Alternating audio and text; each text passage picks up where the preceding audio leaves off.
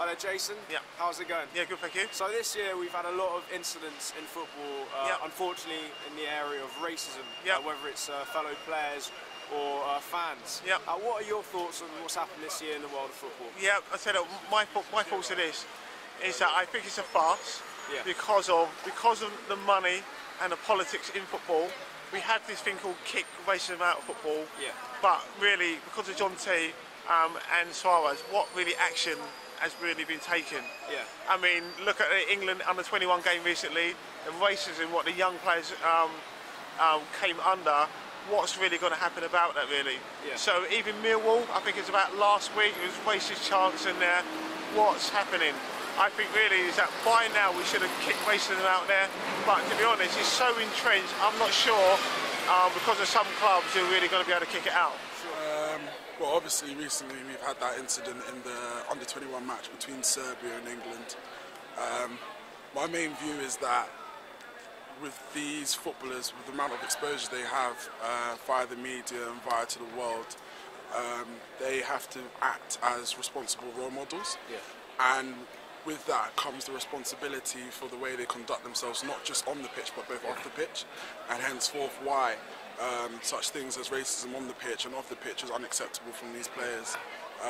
They have a responsibility for not just the responsibility for showing, well, acting in a manner in which not only just us as adults can actually appreciate, but also children.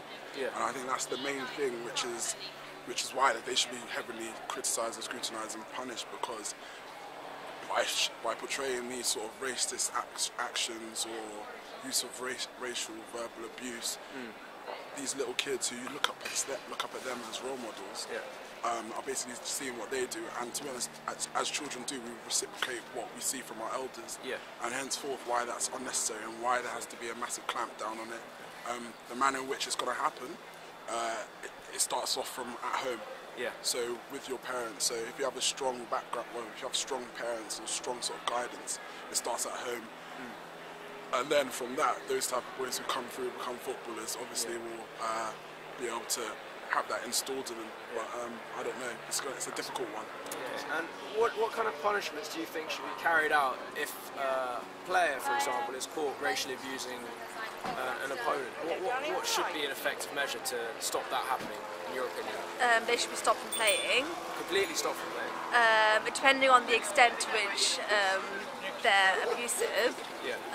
There are some cases where it can be so bad that I do think permanent punishment's the only way forward. But education classes as well. I feel a lot of racism comes from not knowing and not understanding, because there are some areas where you don't really get anyone ethnic and then you fear the unknown. So education classes are definitely one way that you should be able to teach people that racism isn't right and there's no basis to racism in the first place. Well, in my opinion, I think it's, we just have to approach the whole matter in a different way, basically.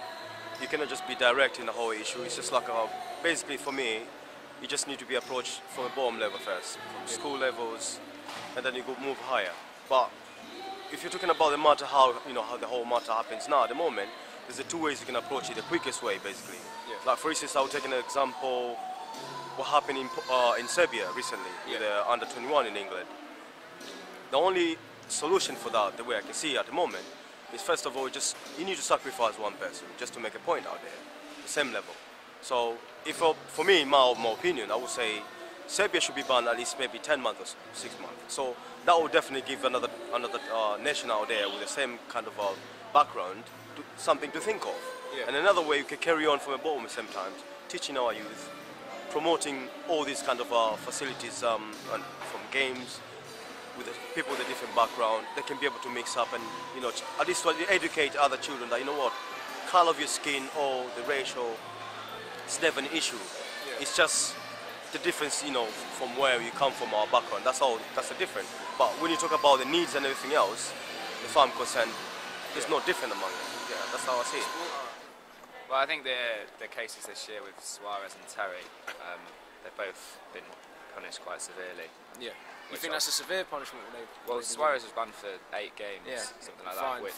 I mean, kind of, these footballers obviously have got so much wealth that any fine you're going to do probably won't have that much impact, but by banning someone for 8 games, which I think is what Suarez got, Yeah, he did. like, that's so much more effective. Like, that doesn't just affect him, that affects his club, Yeah. which then is going to affect their attitude towards race. Yeah.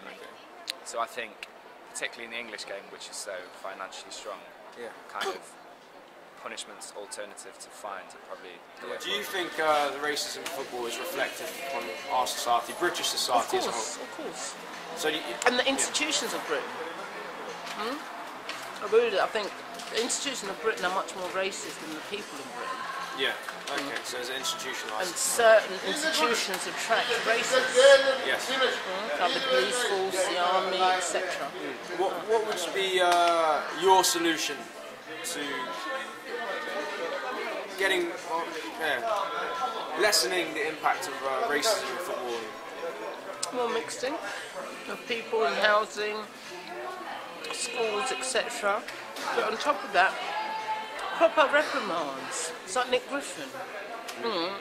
That Abdul Hamza got done for being for religious hatred. That Nick Griffin was in court around the same time, and he didn't get done for religious hatred. Yeah. What kind of message does it send out? Enough is enough. Get on side.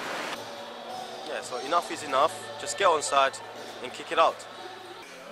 Enough is enough. Get on side. Enough is enough. Get on side. Enough is enough. Get on side.